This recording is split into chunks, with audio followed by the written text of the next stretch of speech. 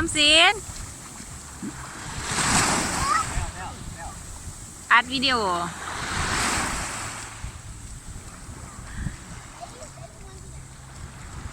ออมสินบ่ย่าน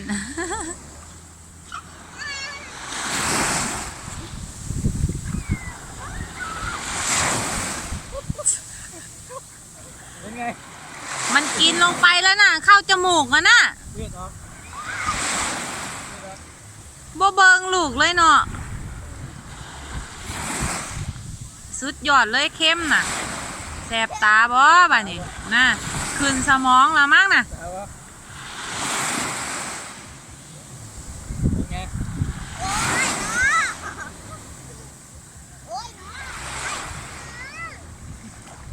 สู้วะสู้สู้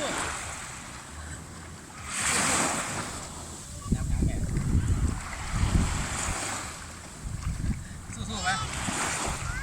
สู้วะคือขาลอยแหงสันสู้วะคือเจอ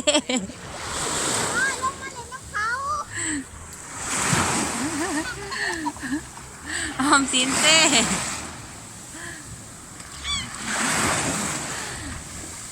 มวนบ่สินมวนบ่มวนหลายบ่แก้มอย่าไปลึกมวนแห้งบ่เป็นจังไดบัดนี้คือเป็นนักสั่นคือเป็นขาลอยๆนั่นกินอีกแล้วเขาดังอ่ะหากแตก